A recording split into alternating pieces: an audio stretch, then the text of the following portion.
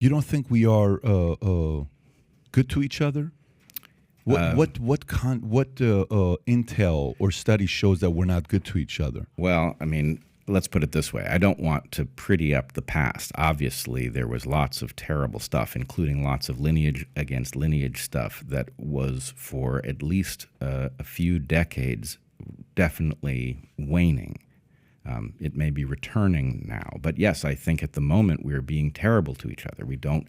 Is that are we really not being? Are we really being terrible to each other? Or are we being told that we're being terrible to each other? Those are two different things. We are being induced to be terrible to each other. We're being induced Yes. to being terrible to each other. Yes. Can you unpack that, please? Sure. Let us take you can take any of these issues in which we find ourselves so very polarized. You can take the abortion issue. We're really not that far apart in terms of, what people say to each other over the dinner table about what they believe. But, politically, it's an unresolvable issue. Likewise, everything that happened over COVID, you were either, pro-mask, pro-vax, anti-early treatment, or the inverse, right?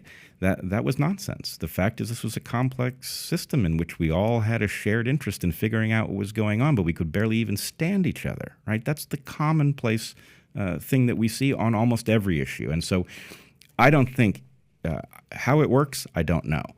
But that it functions to keep us back on our heels so that we are incapable of moving in a coherent direction is clear. It is serving somebody's interests. It is protecting something that has power and has everything to lose if we are able to, find our humanity and move forward as one people, right? I mean, we're supposed to do that. That's what patriotism is.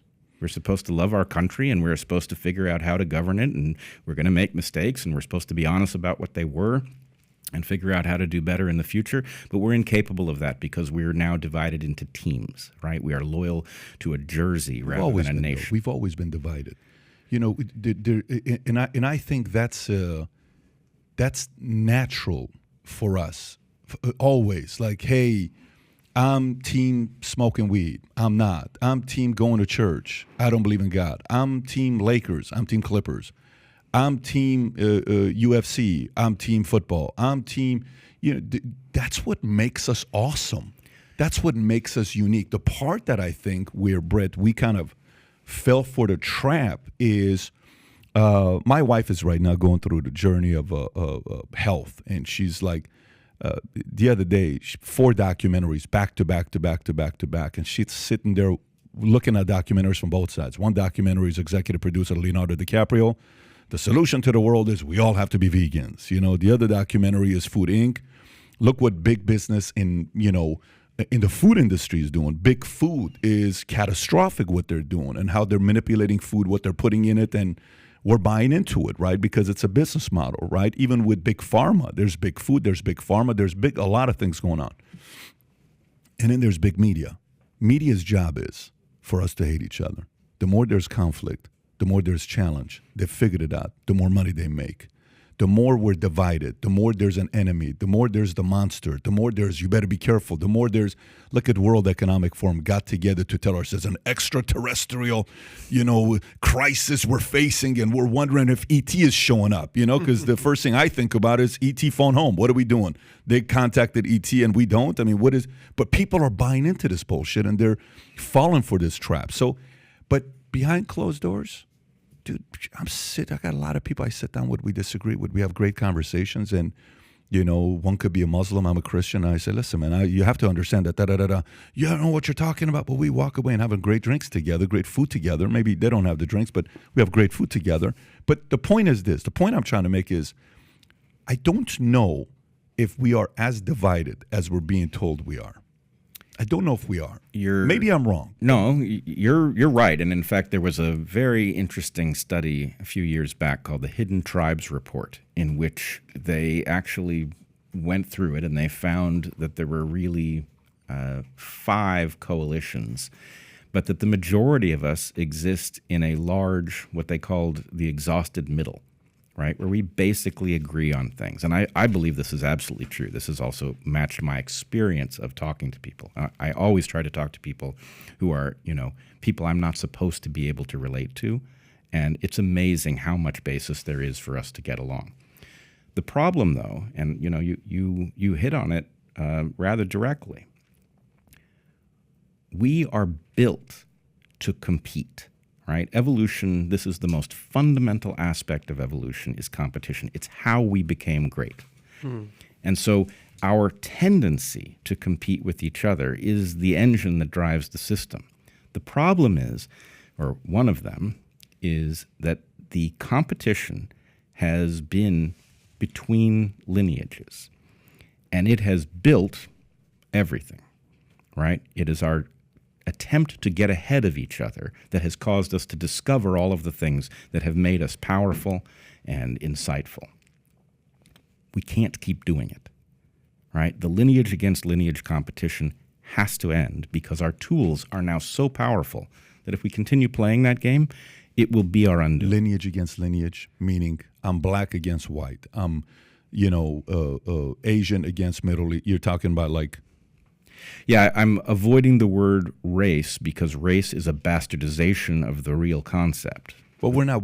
Again, I don't think we're doing that because I see more white people marrying black people. I see more Hispanics marrying Middle Eastern. There's a famous comedian, Tehran. Shout out to Tehran, black Persian comedian. His name is Tehran, the capital of Iran, but he's black. Can you pull up what Tehran looks like? If you saw Tehran in the streets, you would never call him Tehran. You would call him maybe Tyrone, but not Tehran. And that's what Tehran is. And he's funny. I like him a lot. I saw this guy years ago, and he's still at it, doing a great job. But I'm seeing more people that are interracial relationships, and it's happening on both sides, by the way. You go to Christians, you go to atheists, you go to all sides that's happening. Maybe not as much on the Muslim side because a lot of times Muslims marry Muslims or even Indians will marry. But even that is opened up a little bit where they were going through, hey, arranged marriage. And that was back in the 70s and 80s. Some families are still doing it, but it's only 25% as arranged marriage, where it used to be 100%. We're becoming a little bit more understanding to say, hey, we got a lot of things in common. You and I may disagree on 8 things, but dude, we agree on 92 things. So let's kick it. Let's have a great conversation and let's debate the 8 things we disagree with. Maybe we only come down to 4 or 3 or 2. But I still think the lineage part is probably less today than before. Again, it goes back to the media's telling us we're racist. The media's telling us you're a white supremacist, the evergreen professor who doesn't want, all he wants to do is a all whites meeting and other people are not invited and how dare you, you better kick them out, and then the school had to pay you and your wife $250,000 apiece or whatever the number was that they had to settle with. They had to pay you guys, right, for what they did. So I don't know about that. I think we are more and more open. Like when I was dating girls, and my dad one day said, look, I would like to see you marry an Assyrian or an Armenian. I said, Dad, very slim chance that's going to be happening, okay? It's most likely going to be a black girl, because that's what most of my girlfriends were, or it's going to be Hispanic, or it's going to be somebody else, but maybe end up being Middle Eastern. Well, ended up being a white girl from Texas, okay? And we got 4 kids. We fight. We do our best to be happy. We try to make our family work. Do we agree on everything? No, but I think we collectively, those stories need to be told rather than these bullshit stories that blacks against whites and blah, blah, blah. Stop it. Knock it out. And by the way, the ratings are showing Americans are sick of that philosophy. The ratings, if we gauged whether we're divided or not, Bret, the ratings would show we're getting more and more united because we want to watch less and less of CNN and MSNBC because they're getting crushed. We want to watch less and less of Jimmy Fallon and Jimmy Kimmel because they're making fun of people that disagree with them, and we're more like, dude, just stop it, man. Where is the Jay Leno days? Where are the, Letterman days or Johnny Carson days? Too much gamesmanship. We don't want to do it anymore. I think we're making progress. Again, I may be wrong, and I'm just seeing it from one lens, but I actually think we're making more progress towards being united than being divided. If we turn on too much TV, we are being divided. If we don't and we just kind of talk to people, we're a little more united. All right. Let me try this from an evolutionary framework. Please.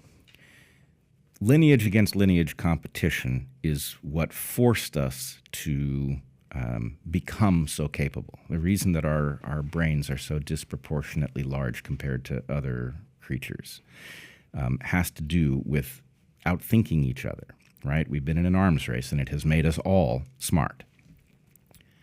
That tendency manifests as racism throughout much of history. You are absolutely right that thing was disappearing rapidly. For most of my life, everybody knew that it wasn't a good thing. And where we are is we are in a tension between two valid evolutionary reasons to collaborate. One of them has to do with genes. That's the lineage versus lineage thing. The other has to do with reciprocity, right? When we put aside genes and we collaborate with somebody because they have some insight that we don't have, and by partnering, we get emergence where the sum is greater, the whole is greater than the sum of the parts. That is a much better way of competing. The problem is the gene-based competition is more fundamental, right? It has existed longer. And so, as we lose touch with the fact that we are all actually jeopardized by the same things and we would all benefit by heading in the same direction, we break down into that tribal mode. And that is where we are, right? We are being divided. We went through a period in which it's not like racism had disappeared, but it was disappearing rapidly. And now it's back with a vengeance. You are right, people are sick of it, and so they are now defaulting into demonizing people for other stuff, right? Maybe it's not the color of your skin, but it's the fact that you're unvaccinated and you're putting grandma at risk, right? So that desire to see the world as us and them is still haunting us, and we have to get past it because the future will be very bleak if that's the driving force. The future that we need is the one that the West figured out, which was put aside the gene stuff, collaborate because it's a good way of getting ahead, right? That melting pot idea is the thing to be resurrected, and I'm concerned that we are seeing it break down. We are not tending it, and it is falling apart in front of our eyes. So if you like this clip and you want to watch another one, click right here. And if you want to watch the entire podcast, click right here.